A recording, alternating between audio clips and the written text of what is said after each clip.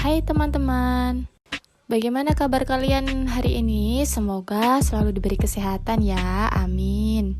Seperti biasa, kali ini saya akan menemani kalian belajar seni budaya.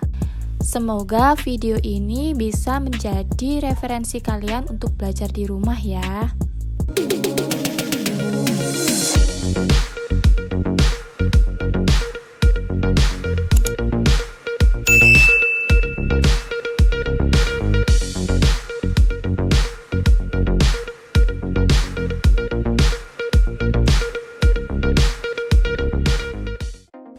Hari ini kita akan belajar tentang seni rupa 3 dimensi.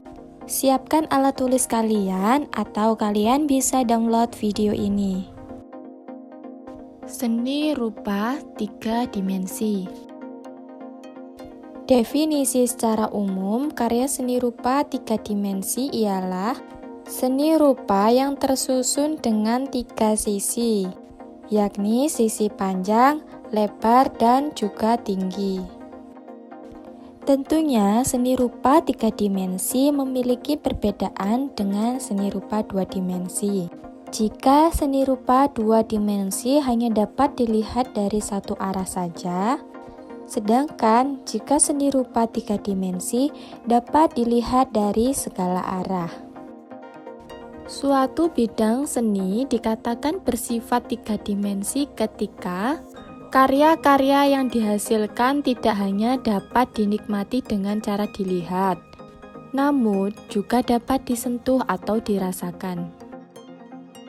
Seni rupa 3 dimensi menurut pendapat para ahli. Menurut Nana Sujana, seni rupa 3 dimensi adalah suatu alat peraga yang mempunyai panjang, lebar, serta tinggi dan dapat diamati dari sudut pandang mana saja. Sedangkan menurut Rondi dan Sumartono, seni rupa 3 dimensi adalah karya seni rupa yang mempunyai ukuran lebar, panjang, dan tinggi, atau karya seni yang memiliki volume dan menempati ruang. Jadi dapat disimpulkan ya teman-teman bahwa seni rupa 3 dimensi itu memiliki nilai estetis, memiliki bentuk dan ruang atau bisa disebut volume, bisa dilihat dari segala arah dan dapat diraba atau dirasakan. Berdasarkan fungsinya, seni rupa 3 dimensi dapat dibagi menjadi 2. 1. Seni rupa terapan. 2. Seni rupa murni. Seni rupa terapan merupakan karya yang diciptakan untuk dinikmati keindahannya, juga memiliki nilai fungsi atau kegunaan. Contoh seni rupa terapan. Vas bunga. Nah, ini saya berikan contoh yang pertama vas bunga. Kenapa?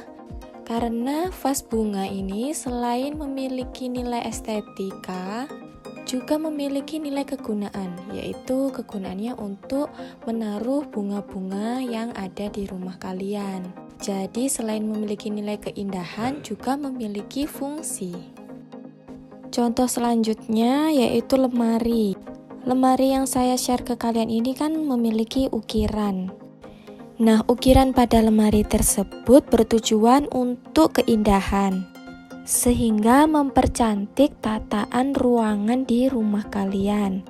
Selain itu juga memiliki nilai kegunaan atau fungsi, yaitu untuk menyimpan pakaian. Contoh berikutnya yaitu dekorasi wedding.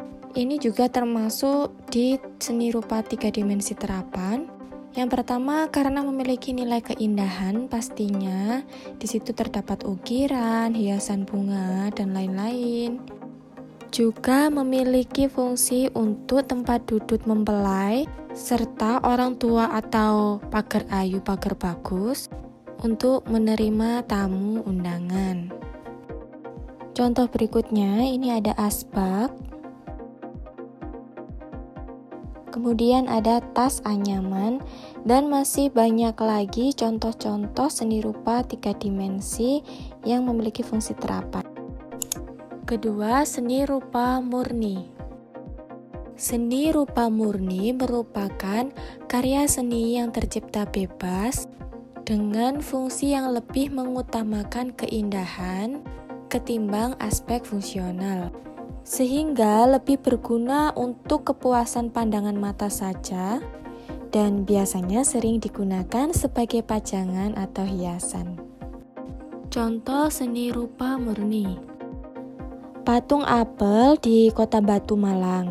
Nah, mungkin dari beberapa kalian yang orang Malang atau pernah ke Batu sudah tahu patung ini di alun-alun ya. Nah, ini dialah yang dimaksud contoh dari seni rupa murni, karena hanya untuk hiasan saja supaya lebih memperindah kota tersebut, jadi lebih ikonik gitu ya.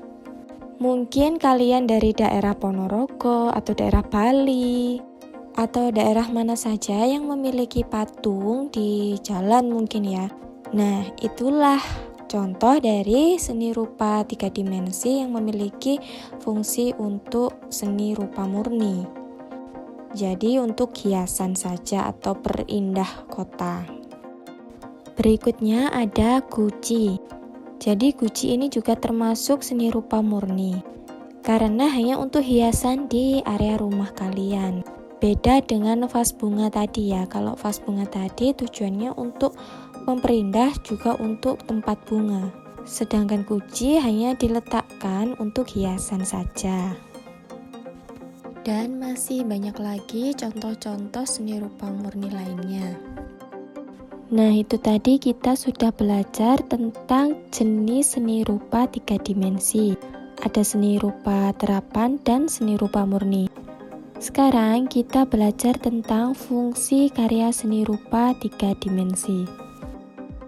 1. Hiasan. 2. Sarana pembelajaran. 3. Sarana religi. 4. Sarana rekreasi. 5. Sebuah peringatan atau penanda. Fungsi hiasan. Karya seni ini dibuat dengan tujuan artistik dan estetis. Misalnya vas bunga, guci, patung, hiasan rumah, hiasan gantungan, dan lain-lain. Fungsi ini berarti juga termasuk fungsi seni rupa murni. 2. Fungsi sarana pembelajaran. Fungsi ini dibuat untuk tujuan memberikan informasi atau pengetahuan terkait sesuatu hal. Terlihat dari candi-candi yang hingga kini masih dikunjungi untuk wisata belajar atau penelitian siswa ataupun mahasiswa. 3. Fungsi sarana religi. Fungsi ini dapat dilihat dari ornamen-ornamen khas keyakinan tertentu yang menghiasi tempat keagamaan, seperti misalnya di masjid, di gereja, di pura. Berikut contoh karya seni rupa 3 dimensi yang berfungsi untuk sarana religi. Patung naga ini ada di Pantai Kenjeran, Surabaya. Nah, ini juga termasuk contoh karya seni untuk sarana religi ya. Dan masih banyak lagi contoh-contoh yang lainnya. 4. Sebagai sarana rekreasi. Hampir sama dengan fungsi sarana belajar, karena rekreasi bisa juga dijadikan hiburan. Pada saat study tour, candi-candi dan kawasan sejarah yang memuat unsur karya seni jelas dikunjungi untuk sarana hiburan bagi manusia zaman sekarang. 5. Sebagai sarana peringatan. Maksudnya di sini peringatan adalah sebagai sebuah tanda pengingat suatu hal atau sejarah yang sudah pernah terjadi. Biasanya berupa tugu, monumen, ataupun prasasti pada zaman dahulu. Berikut contoh karya seni rupa 3 dimensi sebagai sarana peringatan. Ini ada monumen bambu runcing di daerah Surabaya. Ini sebagai pengingat bahwa dulu di Surabaya ada perang melawan penjajah menggunakan bambu runcing. Contoh berikutnya monumen burung Garuda. Ini juga sebagai sarana pengingat kita tentang kesaktian Pancasila. Dan masih banyak lagi contoh-contoh yang lainnya. Oke teman-teman, hari ini segitu dulu kita belajar bersama. Terima kasih yang sudah menonton video ini sampai selesai. Jika ada kekurangannya, saya minta maaf yang sebesar-besarnya dan kalian bisa tambahin di kolom komentar ya. Jangan lupa video ini share ke teman-teman kalian, like dan subscribe. See you next video.